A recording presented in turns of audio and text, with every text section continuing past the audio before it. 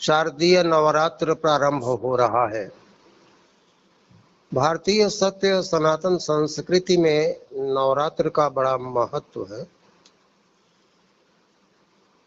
आपने प्रश्न किया नवरात्र क्या है, उसके उत्तर में आज हम ये बातें बताना चाहते हैं कि नवरात्र क्यों मनाया जाता है और संप्रदायों में इसका अस्तित्व क्या है। जी।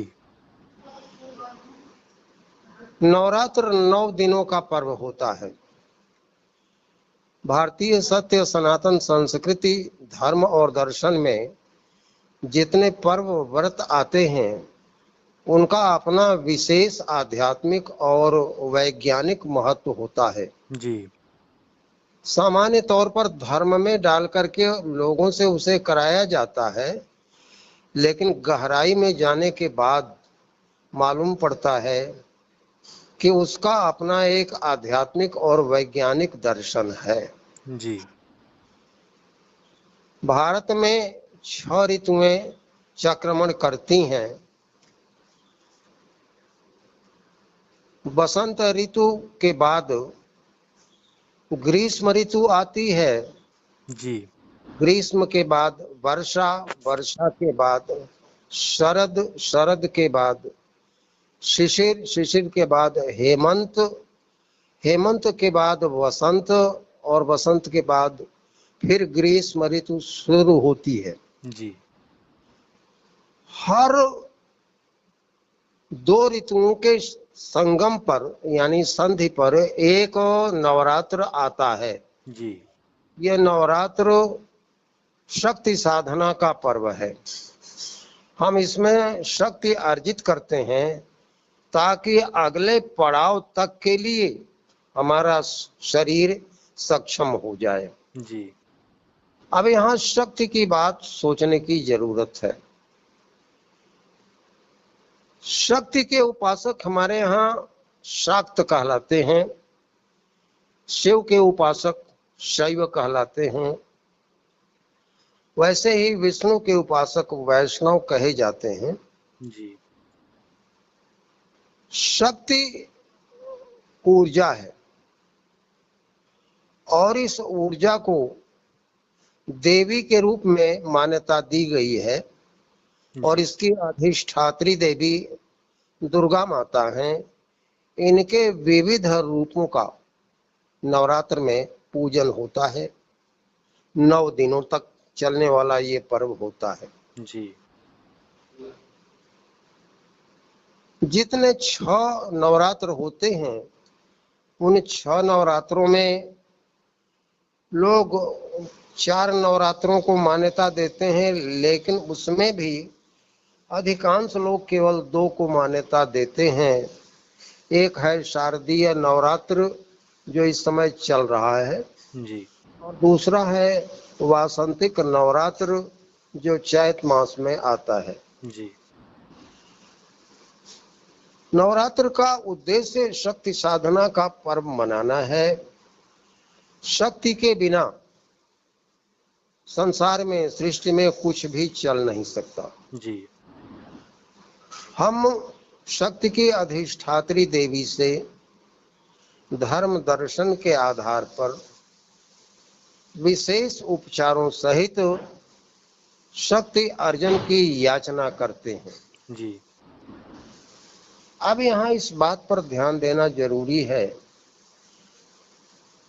अध्यात्म में आत्मा का दर्शन है। आत्मा चेतना का प्रतीक है और भौतिक जगत में स्थूल शरीर जड़ का प्रतीक बताया गया है। जी। हमारे यहाँ दर्शन में आता है क्षिति जल पावक गगन समीरा पंच रचित यह अधम शरीरा। जी। 5 तत्वों से मिलकर के शरीर बना है। इसको पंच महाभूत कहा जाता है। भूत इसलिए कि ये भौतिक पदार्थ हैं। जी। सवाल इस बात का उठता है कि जो हमारा शरीर है इसमें चेतना भी है और भौतिक तत्व भी हैं। बाह्य शरीर तो हमारा पंच भौतिक है, लेकिन जो चेतना है वह आध्यात्मिक ऊर्जा है। जी। उसी ऊर्जा से ये शरीर संचालित होता है। जी। अब ये दोनों जब मिलते हैं तभी किसी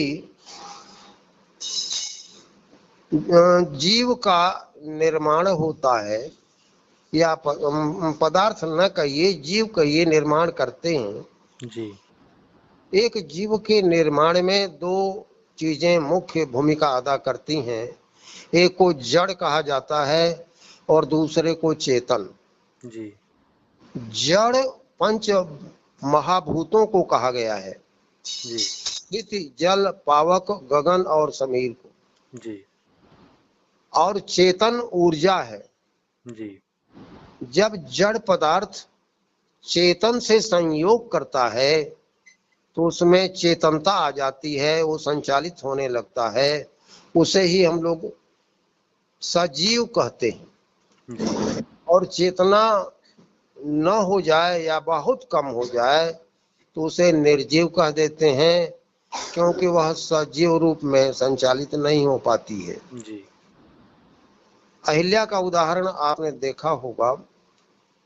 गौतम ऋषि के श्राप से अहिल्या जड़ हो गई थी। जी। जड़ का अर्थ ये कि चेतना प्रायः समाप्त हो गई थी, लेकिन पूर्ण समाप्त नहीं हुई थी। हाँ। दुनिया में कोई भी पदार्थ हाँ। पूर्ण चेतना शून्य हो ही नहीं सकता। जी। विज्ञान ने भी इस बात को सिद्ध किया है। हर पदार्थ चेतना से युक्त है। फर्क इतना ही पड़ता है कि चेतना जब ज्यादा सक्रिय होती है जी।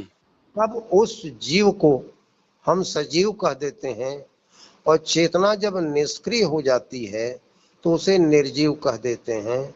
जैसे पत्थर है, पत्थर को हम निर्जीव कह देते हैं, लेकिन ये कहना कि उसमें चेतना है ही नहीं, ये आध्यात्मिक तौर पर भी गलत है और वैज्ञानिक तौर पर भी गलत है। जी। सत्य स्वरूप परमात्मा एक है। जी। उसी को ब्रह्म कहा गया है। उस ब्रह्म की इच्छा हुई कि हम अनेक रूप धारण कर लें, एको हम बहुश्यामा। जी। हम अकेले हैं, अनेक रूप धारण कर ले, उसकी इच्छा ने ब्रह्मांड बना दिया। जी। यहाँ विज्ञान से मेल खाएं। आध्यात्मिक दर्शन में ये बात कही जाती है, भौतिक विज्ञान में इसी को बिग बैंग थियरी कहा जाता है। जी। एक महाविस्फोट हुआ जिसमें ब्रह्मांड बना, वह निरंतर निर्मित होता चला जाता है, जी। वो स्थिर नहीं है। तो सत्य स्वरूप परमात्मा स्थिर कहाँ है? उसके तो नाना रूप बदलते रहते हैं। ब्रह्मांड उसी का विकार है। जी। तो ब्रह्मांड में जो पदार्थ हमारे पकड़ में आ गए हैं इंद्रियों के, उनको हमने जड़ मान लिया, लेकिन चेतना उसके अंदर जब काम करती है तो उसको हम सजीव कह देते हैं। मनुष्य के अंदर शरीर जड़ है और चेतना उसके अंदर चेतन पदार्थ के रूप में है। जड़ और चेतन ये दोनों उसी ब्रह्म के रूप हैं। जी। ध्यान दें, इसी को प्रकृति और पुरुष कहा गया है। जी। जो दृश्यमान जगत है जिसे हम प्रकृति कहते हैं, वह उसी ब्रह्म का स्वरूप है। जी। उसमें चेतना जब समाविष्ट होती है तो हम जीव कहना शुरू कर देते हैं। मनुष्य में यह चेतना सबसे ज्यादा विकसित है, इसलिए मनुष्य को सबसे अच्छा सचेतन प्राणी माना गया है, जी। श्रेष्ठ माना गया है। अन्य जानवर हैं, उनमें ये चेतना मनुष्य की तुलना में कम है। कम होते होते जब हम पाषाण में चले जाते हैं तो कह देते हैं कि ये निर्जीव है, लेकिन वास्तव में वह निर्जीव नहीं है। जी। चेतना तो उसमें भी है, लेकिन वह चेतना सुप्त अवस्था में है। हम्म, उसका संचालन हमें बाहर दिखाई नहीं पड़ता, हम्म, इसलिए हम कह देते हैं कि ये निर्जीव है। हम्म, लोगों ने जड़ निर्जीव को बिल्कुल चेतना शून्य मान लिया है। हम्म, ऐसी बात हमारे यहाँ नहीं है। अध्यात्म दर्शन में ही उठा करके देखें हम्म, तो गौतम ऋषि के श्राप से उनकी पत्नी अहिल्या पत्थर हो गई, हम्म, लेकिन राम के चरण रज स्पर्श करने से वो सचेतन होकर के और सुंदरी युवती के रूप में प्रकट हो गई। हम्म, अगर पाषाण निर्जीव होता तो पाषाण बनी हुई अहिल्या जी, पुनः सुंदरी औरत के रूप में कैसे आ जाती? हम्म, इसका मतलब पाषाण में भी चेतना है। उस चेतना को जगाने वाला जो वैज्ञानिक है, अगर कोई मिल जाए जी, तो उसे पाषाण रूप अहिल्या से सचेतन सुंदरी नारी अहिल्या बना सकता है। जी, अध्यात्म दर्शन में कहा जाता है, तुलसीदास ने भी कहा, जड़ चेतन गुण दोषमय विश्व कीन्ह करतार। हम्म, जड़ चेतन गुण दोष से भरी हुई सृष्टि परमात्मा ने बनाया है। हम्म, इसे अध्यात्म दर्शन में कहा जाता है। हम विज्ञान में भी ले जाना चाहते हैं। हम्म, ऊर्जा शक्ति है। शक्ति की अधिष्ठात्री देवी दुर्गा है। हम्म, उनकी विविध रूप में पूजा होती है। हम्म, आमतौर पर 9 दिनों में 9 दुर्गाओं की पूजा होती है। क्रमशः उनके दिन मुकर्रर किए गए हैं। हम्म, दुर्गा सप्तशती शाक्त संप्रदाय का वेद ग्रंथ माना जाता है। हम्म, इसमें मार्कंडेय ऋषि ने ब्रह्मा जी से सवाल किया था कि कोई ऐसी चीज बताएं, मंत्र बताएं जिससे जीवों का कल्याण हो। उसमें उन्होंने देवी कवच बताया है। देवी कवच में 9 दिन के 9 दुर्गाओं की आराधना के नाम क्रमशः दिए गए। जी, श्री दुर्गा गीता से जो अनुवाद हुआ है उसे मैं यहाँ सुना देता हूँ जानकारी के लिए। जी, ओम नमः चंडिकायै। चंडिका देवी को नमस्कार कर देवी कवच सुनाते हैं। ब्रह्मा जी से मुनि श्रेष्ठ मार कंडेय की बात बताते हैं। मुनि बोले श्रेष्ठ पितामह जग हितकारक साधन बतलावें। अब तक जो प्रकट न हो प्रभुवर वह लोक की रक्षा में आवे। तब कहे प्रजापति परम पवित्र कवच देवी का है मुनिवर। है परम गुप्त जग हितकारक कहता हूँ सुनो ध्यान धर कर।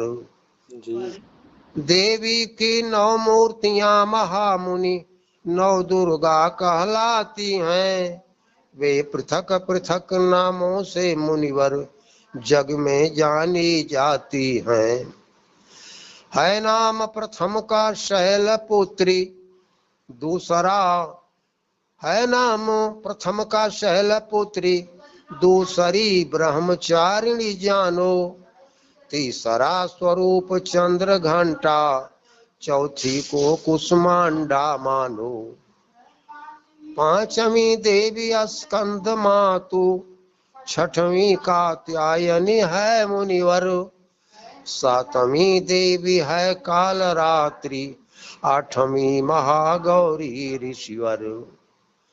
उस 9 दुर्गा के 9वें रूप को सिद्धिदात्री बतलाते हैं। ये सकल नाम सर्वज्ञ वेद भगवान ने धरे बताते हैं। यहाँ क्रमशः पहले दिन से लेकर के 9वें दिन तक जी, इस दुर्गा भवानी की किस रूप में पूजा की जाती है इसका उल्लेख किया गया है। यहाँ ये बात मैं पहले बता चुका हूँ। कि जो लोग शक्ति के साधक हैं उनको शाक्त कहा जाता है। शाक्त एक संप्रदाय है। शक्ति को देवी के रूप में पूजा करते हैं लोग। देवी को उपासना करने वाले शाक्त होते हैं और शिव की उपासना करने वाले लोग शैव कहे जाते हैं। विष्णु के उपासक वैष्णव कहे जाते हैं। लेकिन सत्य सनातन धर्म में सब चीजें एक ही हैं। उस रहस्य तक जाना चाहिए, इसमें कोई भेद नहीं है। जब एको हम बहुश्यामा के अनुसार एक ही ब्रह्म था, उसकी इच्छा हुई कि हम अनेक बन जाएं, तो उसने ब्रह्मांड बनाया। तो ब्रह्मांड पदार्थ के रूप में आया। उसकी इच्छा ही तो ऊर्जा है। ब्रह्मांड में वही ब्रह्म समाया हुआ है जो अपनी इच्छा में समाया हुआ है। तो ब्रह्मांड जड़ कहें या उसकी इच्छा ऊर्जा चेतन कहें, इसमें कोई फर्क तो है नहीं, क्योंकि एक ही ब्रह्म ने ऊर्जा का रूप भी धारण किया है और जड़ का रूप भी धारण किया है, चेतन का रूप भी धारण किया है। इसी आधार पर हम लोगों ने सजीव निर्जीव जड़ चेतन की व्याख्या किया है। लेकिन कहीं आप ये नहीं कह सकते कि जड़ पदार्थ में बिल्कुल चेतना नहीं या निर्जीव पदार्थ में बिल्कुल चेतना नहीं। ऐसा नहीं हो सकता। अगर किसी जड़ पदार्थ में कोई चेतना नहीं होगी तो उसका अस्तित्व ही नहीं रहेगा। गीता में कहा है, ना सतो विद्यते भावो ना भावो विद्यते सतः। जी सत्य का अभाव नहीं है और असत्य का अस्तित्व नहीं है। जी और सत्य वही एक परमात्मा है, ईश्वर है, ब्रह्म है। तो जब वह है ही नहीं तो उस स्थिति को हम असत कहेंगे। असत का अस्तित्व है ही नहीं। तो हम कह दें कि कोई जड़ पदार्थ है या कोई निर्जीव पदार्थ है, उसमें चेतना नहीं है, ऊर्जा नहीं है, तो एक प्रकार की भ्रांति है। हम अधिक से अधिक ये कह सकते हैं कि सजीव में चेतना ज्यादा जागृत होती है जी और जिसे हम निर्जीव कहते हैं उसमें चेतना प्रायः सुप्त अवस्था में रहती है, लेकिन रहती है। अब विज्ञान के दृष्टि में आए। विज्ञान के दृष्टि में अल्बर्ट आइंस्टीन का नाम सुना होगा। ये प्रसिद्ध भौतिक वैज्ञानिक हो गए। उन्होंने तो ये सिद्ध कर दिया जो बात हमारे दर्शन में, भारतीय दर्शन में पहले कही जाती रही है, उसको उन्होंने भौतिक विज्ञान में सिद्ध कर दिया कि पदार्थ और ऊर्जा में अंतर नहीं है। जी पदार्थ और ऊर्जा दोनों एक ही हैं। अध्यात्म दर्शन में कहा गया है कि एक ही सत्य रूपी ब्रह्म है, वही पदार्थ बना है ब्रह्मांड और वही ऊर्जा बना है शक्ति। जब वह एक ही है तो भेद कहाँ। ये बात आइंस्टीन ने कहा, और कहा ही नहीं, उसको प्रयोग से सिद्ध करके दिखा दिया कि पदार्थ को ऊर्जा में और ऊर्जा को पदार्थ में बदला जा सकता है। उनका एक सूत्र है E = mc²। E माने एनर्जी, ऊर्जा, m माने पदार्थ की मात्रा, पदार्थ, और c माने प्रकाश का वेग। प्रकाश का वेग 3 लाख किलोमीटर प्रति सेकंड होता है। जी उन्होंने कन्वर्जन का सूत्र भी दे दिया। और अब ये सिद्ध हो गया कि हर पदार्थ ऊर्जा है और हर ऊर्जा को पदार्थ में बदला जा सकता है, क्योंकि एक ही सत्य है। जो पदार्थ के रूप में आता है तो जड़ कहते हैं और ऊर्जा के रूप में आता है तो शक्ति कहते हैं। तो हम लोग शक्ति साधना करते हैं तो शक्ति और जीव, उसको धारण करने वाले शिव में अगर हम भेद कर दें तो मर्म नहीं समझेंगे। हम शिव की उपासना करते हैं। शिव वह पिंड है जिसमें ऊर्जा समाहित है। उस ऊर्जा को ही पार्वती कहा गया। शिव पार्वती का मिलन महाशिवरात्रि पर हम मनाते हैं। यह एक प्रतीक भाषा है। अब शिव से अगर शक्ति को निकाल दिया जाए तो शिव के पास क्या बचेगा? शव बचेगा, लाश बचेगी और कुछ नहीं बचेगा। जी। तो क्या हम शिव को शक्ति से अलग कर सकते हैं? कभी नहीं कर सकते। अगर करेंगे तो अस्तित्व मिटेगा, और अस्तित्व मिट नहीं सकता, क्योंकि शिव और शक्ति दोनों एक ही सत्य स्वरूप ब्रह्म के दो रूप हैं। अध्यात्म दर्शन में ये बात कही गई और वैज्ञानिक दर्शन में अल्बर्ट आइंस्टीन ने उसको सिद्ध कर दिया। हमारे यहाँ अर्ध नारीश्वर की साधना होती है, का वही आधा शिव है और आधा नारी स्वरूप दुर्गा है, शक्ति है, पार्वती है। उसमें दोनों में भेद नहीं है। जी। जो लोग शाक्त संप्रदाय के हैं, अगर दुर्गा को शिव से अलग मानते हैं, शैव संप्रदाय के हैं, वो विष्णु को दुर्गा से अलग मानते हो या शिव से अलग मानते हो, कोई भेद मानते हो, तो यह उनका अज्ञान है। हमारे दर्शन में, सत्य सनातन दर्शन में बताया गया है कि एक ही सत्य है, एक ही ब्रह्म है, वह सत्य ही ब्रह्म है, जब दूसरा है ही नहीं। एको ब्रह्म द्वितीयो नास्ति, तो भेद कहाँ से आ गया? इसलिए किसी प्रकार का कोई भेद नहीं होना चाहिए। और चाहे आप वैष्णव हो, शैव हो, शाक्त हो या किसी मजहब को मानते हो, ये मान करके आप चलें कि धर्म दर्शन एक ही है, और उसमें जो शक्ति की साधना है उसके बिना हम और आप नहीं रह सकते। चाहे आप कोई भी हो, जड़ हो, चेतन हो, जानवर हो, आदमी हो। आदमी में नाना प्रकार का भेद हम लोगों ने कर दिया, लेकिन बिना शक्ति के कुछ संचालित हो नहीं सकता। इसलिए हमें शिव और शक्ति में अभेद भाव रखना चाहिए। दुर्गा गीता में एक बात आई है, वही भगवती है कहीं, वही बना भगवान, अर्ध नारी ईश्वर शिवा, शंकर वही महान। है अखंड वह खंड बन, निराकार साकार, विविध रूप धर जगत में, लीला करत अपार। एक ही ब्रह्म है, दूसरा है नहीं। उसी ब्रह्म की साधना हम लोग यहाँ करते हैं। जी। 9 दिनों तक उस शक्ति की उपासना ये मान कर करें, आध्यात्मिक और वैज्ञानिक भाव को समझ करके करें, अपने शरीर को संपुष्ट बनाएं, बलशाली बनाएं, शक्तिवान बनाएं, तभी हम अपने लक्ष्य को प्राप्त कर सकते हैं। यही नवरात्र का संदेश है।